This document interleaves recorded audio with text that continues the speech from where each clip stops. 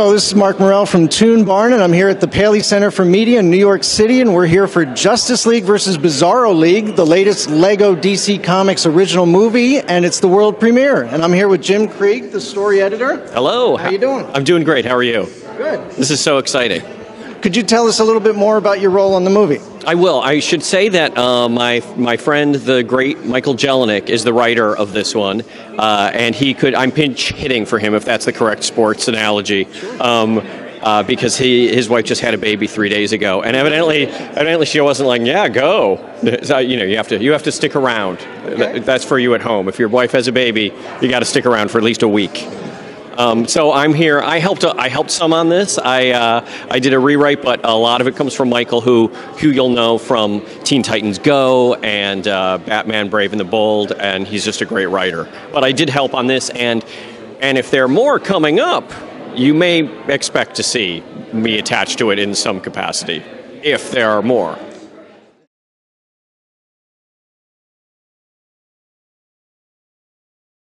It's very tricky because you want to be reverential to the characters. I think all of us love these Justice League characters and we really care about them, so we don't want to mock them like they're stupid and worthless. But at the same time, they have to be funny. So what we do is try to find something funny about them that isn't disrespectful. Like Superman is, he's not a moron, but he is.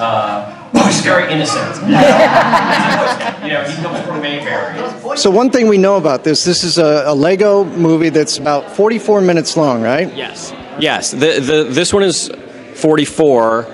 We're sort of easing into, in theory, if there are more, they may grow in length. I wrote a half-hour one called Batman Beleaguered that was on Cartoon Network a few months ago, and then this one is a little expanded from that, and then they go from there. But they're all in the same universe, and you'll actually follow the relationship between Batman and Superman and the other members of the Justice League, the Lego Justice League, as the movies progress. Right. So in that tight 44 minutes here, we have a lot to tell.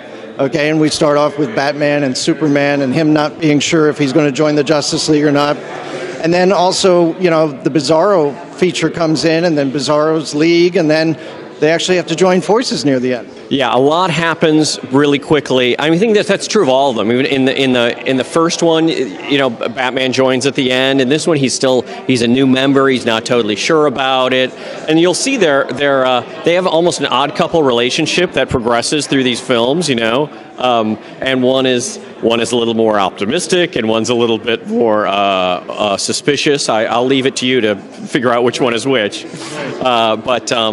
It's actually their friendship comes off thanks to the actors. It seems very real, and it's really fun to watch. Well, these actors have worked together before as well, too, right? Oh my gosh, they're so comfortable with each other that I think they're like family, and it's a joy to watch. The rest of the creative team were on the other side of this glass wall and watch them do their thing, and it's like you feel like you're just a fly on the wall watching a reality show or something. And that type of working chemistry really adds to the value of this film, right? Yes, absolutely. Well, you'll see, there are a lot of jokes. We write a lot of jokes to put it in, and we do draft after draft adding jokes. We even add jokes after storyboarding it.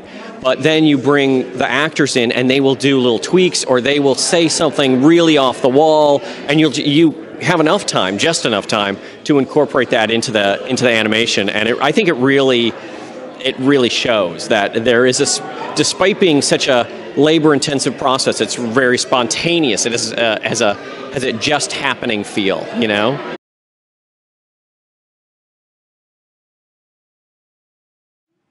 I was at a film school in California, and I spent all my early adult life in film school. I went to NYU here, go Violets, and then when I couldn't get a job after a couple of years, I went to graduate school in California, and I made a Spider-Man parody here at NYU that someone had seen by the time I was in graduate school, and they hired me on the Spider-Man, the Fox Spider-Man series, and so I started. I know. All the kids from the 90s. Wow! It was pretty cool. I was in school and I was already writing, and but it was so shocking because I'd done 6 years of film school, and then suddenly it was like, and we're going to need that Friday. And I spent 4 years of whenever your muse takes you on this journey, right? And so I was like, so this Friday then, okay. And that's probably one of the biggest things you learn.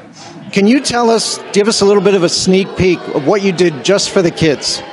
Oh, there's so much just for the kids. What I think is great about these is that there